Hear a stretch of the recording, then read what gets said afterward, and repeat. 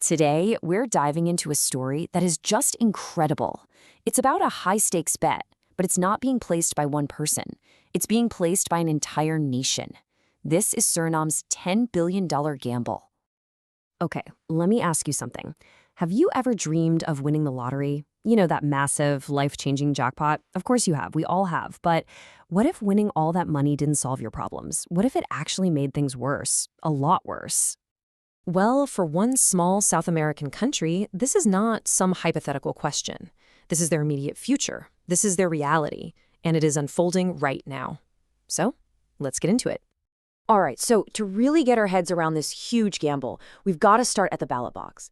We need to look at a recent election that completely flipped the script. So check this out. The people of Suriname did something pretty wild. They voted out the very government that, on paper, had saved their economy. I mean, these guys had followed a super strict IMF program, and it worked. But that kind of economic medicine, it's tough to swallow. It came with a huge cost of living crisis, and the people they'd had enough. And look at these results. It was anything but a clear victory. You can see just how divided the country is. The party in power, the VHP, they lost their majority, dropping down to 17 seats.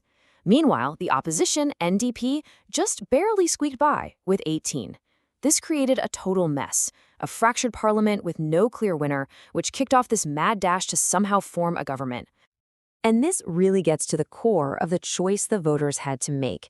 You had the VHP on one side, basically saying, hey, we need to stick with the tough medicine, keep being fiscally responsible. But then you had the NDP on the other side promising something they called social correction. That's basically code for using the state's resources to ease the financial pain people were feeling. And in the end, the promise of immediate relief won out. So out of that chaos, this is the government they cobbled together.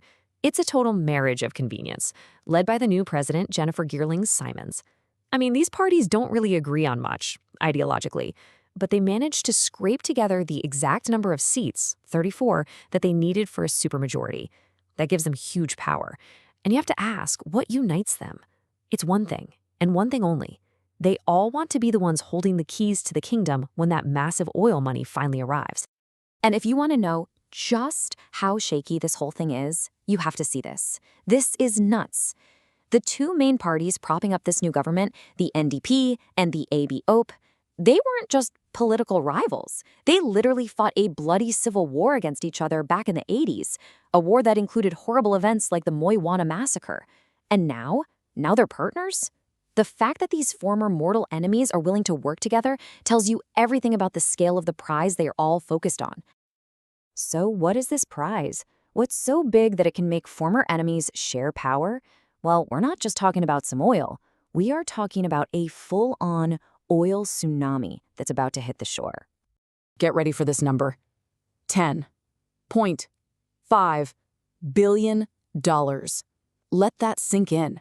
That's just the initial investment for one single offshore oil project. It's an absolutely mind-blowing amount of money. And to put that number into perspective, because it's hard to even imagine, that one investment, it's more than double Suriname's entire GDP for a whole year. This isn't just a boost, it's a complete rewriting of the economic rules.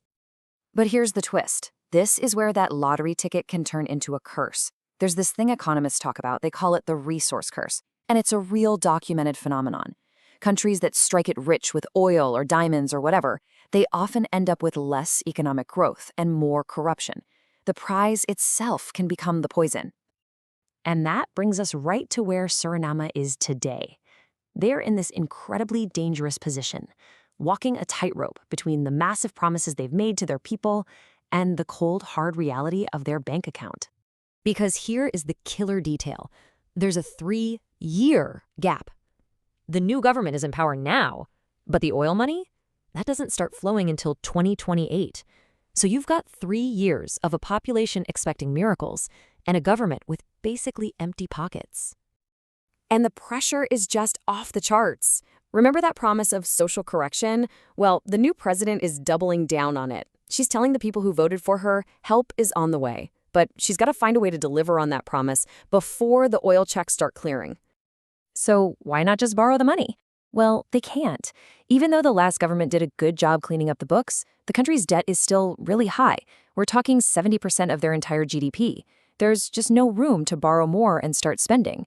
If they try, they could trigger another massive economic crisis right before the payday. It's an unbelievably tricky situation. So everything hangs on what they do in these next 3 years. This tightrope walk, it's going to decide the country's entire future. And analysts are basically saying there are 3 ways this could all play out. Okay, path number 1, let's call it the managed boom. This is the best-case scenario. The government stays disciplined, they set up a smart investment fund for the oil money, and they use that wealth to build a better future. Then there's path number 2, the populist slide. This is probably the most likely. The political pressure gets to be too much, they start spending money they don't have, inflation comes roaring back, and boom, you're living the resource curse. And then there's path number 3, political fracture, the disaster scenario. That shaky coalition of old enemies, it shatters as they fight over the oil contracts. The government collapses, and the whole $10 billion project gets put on ice. So that brings us all the way back to where we started. Is this $10 billion prize going to build a nation, or is it going to be the very thing that breaks it? One thing's for sure, the choices Suriname makes over these next 3 years won't just define the next 30, they'll define its entire destiny.